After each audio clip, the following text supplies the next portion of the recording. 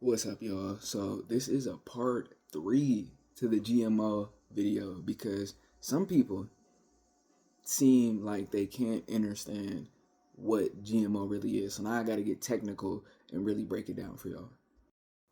All right, so as you guys can see, the definition of genetic modification, also known as genetic engineering, is the process of altering the genetic material, DNA, of an organism using laboratory techniques. This involves adding, deleting, or modifying specific DNA sequences to change an organism's characteristics. All right, so using the example that our dear friend left us right here about the steroids, we got to debunk that right away. Using drugs is completely different from genetic modification. Drugs are on a chemical level, and genetic modification is on a cellular DNA level. Even a quick Google search can tell you that there's a difference between genetic modification and drugs, which you can see here. It clearly tells you that genetic modification alters an organism's DNA, while drugs are on a chemical compound level. So in the part 2 of the video, the person was pretty much talking about chihuahuas and selective breeding being genetic modification.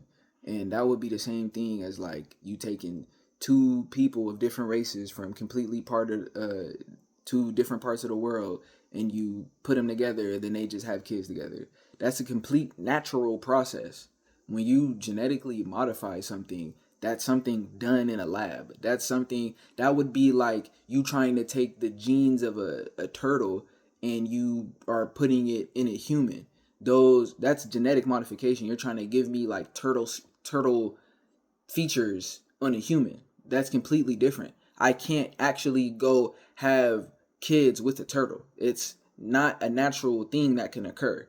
Dogs can do that. You know what I'm saying? Like animals can do that. Plants can do that. Plants can spring off and make different types of plants with other plants, and animals could breed with the same type of animal. You're not seeing dogs and hippos and stuff and having kids. This isn't Shrek with the donkey and the dragon. This is a complete different thing. This is real life.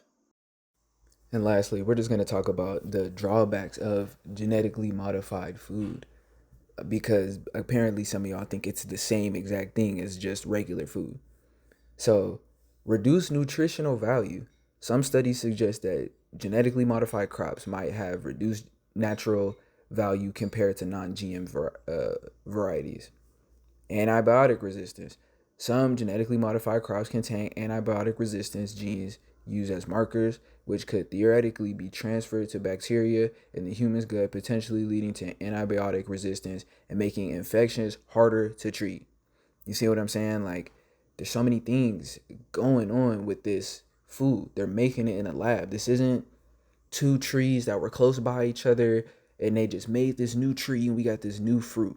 This is done in a lab. They are microwaving these things. This is like cloudy with a chance of meatballs. They are making this shit.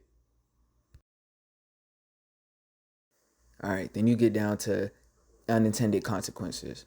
Tinkering with the genetic makeup of plants may lead to unintended and potentially harmful changes in the food supply, such as the introduction of toxins or triggering of allergic reactions.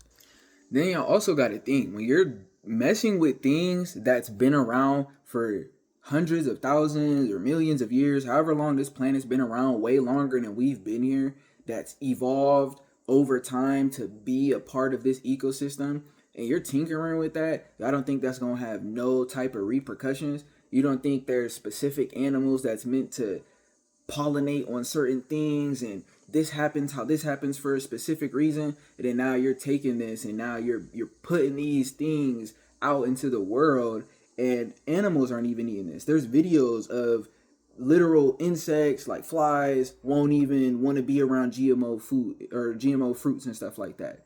So just because it looks like an apple or it looks like whatever it says it is doesn't mean it's that. If I could, it's like those people that make those cakes. Like they can make a cake that look exactly like a phone, or make a cake that looks exactly like an apple, and then you slice into it and it's a piece of cake. It's the same exact technique. Like, it looks like it. You bite into it. It has this type of texture, but that shit 3D printed. That shit is fucking cooked up, cloudy with a chance with a meatball style, right in y'all face, and y'all want to deny it. You're trying to come at me with all these reasons on why GMO is the same thing as regular, when all of the sources and all of the examples that you're giving me, a quick Google search will tell you.